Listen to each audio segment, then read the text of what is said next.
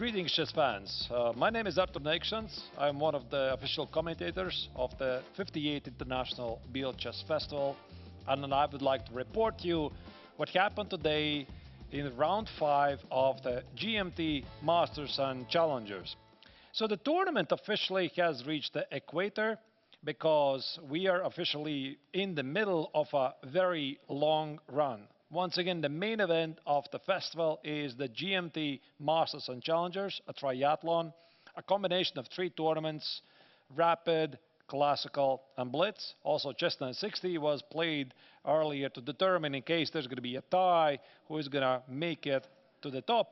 And today wrapped up one part of the triathlon, the Classical tournament, because round 5 was played in both Masters and Challengers.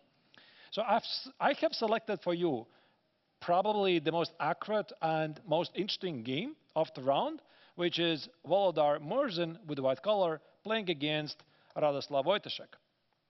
So the game opened up with knight of 3 d5 g3, which normally signals that white aims for the ready opening, but of course white can switch to d4 and c4 setups. Black has many choices. Wojtaszek decided to play c5 and knight of 6, pretty modern way to play. Show castle, g6 and c4. Black can play d4, which is again completely different direction. After d4, white can play b4, some sort of a Benko position. By the way, here Benko is approved from Stockfish, so it's pretty good. Wojtaszek decided to play bishop g7, and now the position transposed to some sort of a symmetrical Grunfeld. After d4, c takes on d4, knight takes on d4, shoot castle, knight c3, and knight b6. So black decided not to take on c3, ruining white's pawn structure, but giving white a pretty easy game. Knight db5 was played by Volodar, threatening to play queen d8 and knight c7, knight c6, bishop f4, once again bringing the threat of knight c7 on the board, and bishop f5. So here, Murzin came up with a very interesting idea. He played queen c1. His idea was to play rook d1 and try to prove that the black queen doesn't really have any good squares. According to an engine, black could have played knight c4 and tried to get the queen on b6.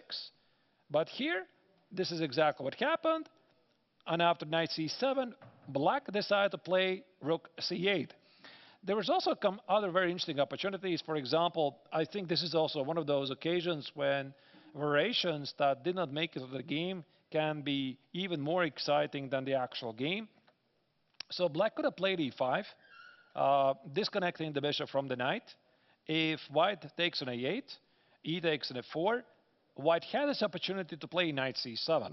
And I'm pretty sure that Murzin saw this. So the point here is that after queen takes on c7, white plays knight e5, hits the queen on c7 and the knight on c4. Now, unfortunately, this did not make it to the game because black would have to find the amazing move knight e4, leaving the queen defenseless. Now, after knight takes on c7, knight e2 check, king h1, knight takes on c1, rook takes on c1. White keeps the extra exchange, but black has a great resource, f3, equalizing the game. After takes on c4, bishop g2, king g2, bishop d3, black simply wins back the exchange. I think it was actually not rook c1, but rook b4, takes on f1, king f1, and the position fizzles out to equality. Now here, something else happened, and Wojtaszek spent a lot of time. At this moment, he had 1 hour advantage on the clock, and he spent something like 50 minutes on the move rook c8 because the variations were very, very complicated. After rook d1, now you see the queen is seemingly trapped, but black played knight e4, threatening to win the knight on c7.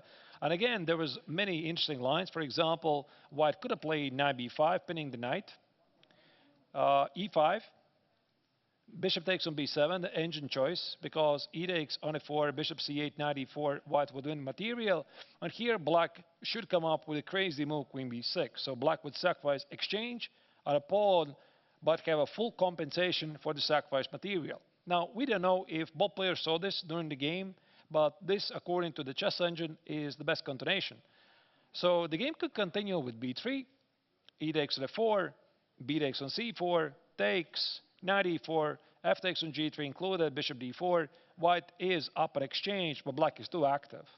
So the game could finally continue up to this moment, where the engine says black is slightly better, but objectively it's just balanced. It didn't happen because Voldar played something else. He played knight e5, which is equally good.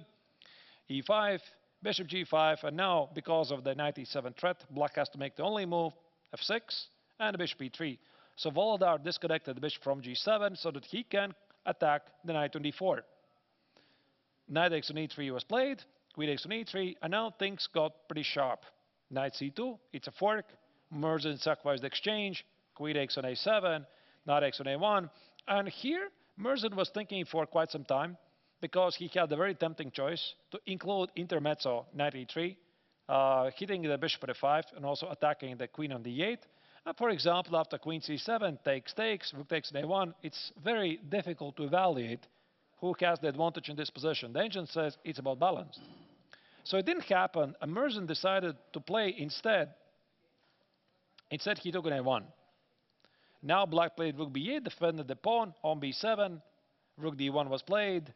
King h8, just in case walking away from some checks. Now Mersenne did play knight e3 and bishop d7. This was probably the moment when the most beautiful move of the round was played, which was the absolutely insane bishop c6. So the idea is that it visually feels that black can take on c6, take on d8, and take on d8, because after f5, e4, black would have two rooks for the queen and two strong bishops. But this is a very concrete position, because after b4, b5, white does win the pawn on b7, and black is simply much worse. So that's why here b takes on c6 was played.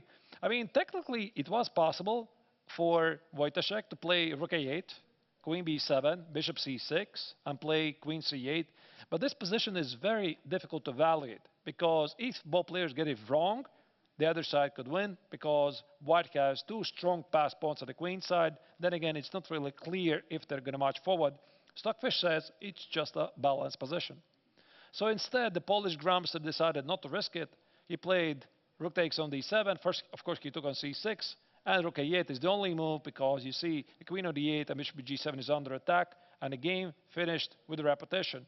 It was possible for white to play queen takes on c6 here, but Mersenne already was so little time on the clock, he decided not to risk it, and the game ended up with a threefold repetition. So once again, a very, very exciting game of high-quality chess, where so many exciting variations were not played over the board, but they were just left in the analysis. So let's check now currently the standings after round 5 of the classical tournament. As you can see, we have a new leader of the Masters tournament.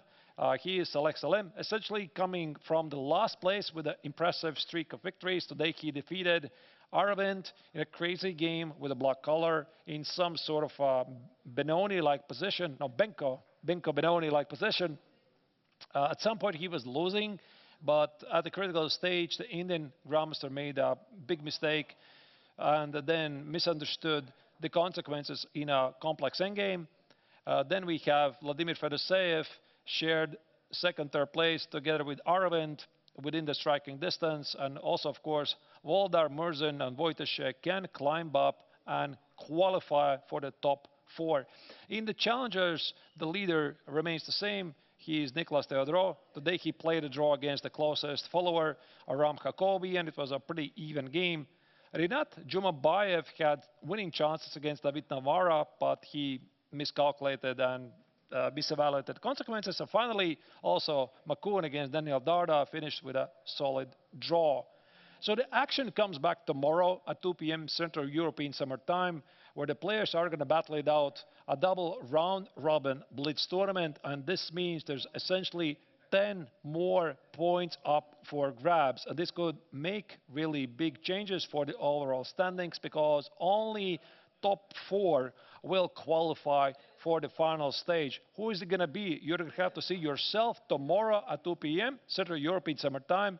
Come back and watch us for live stream. Thank you for watching.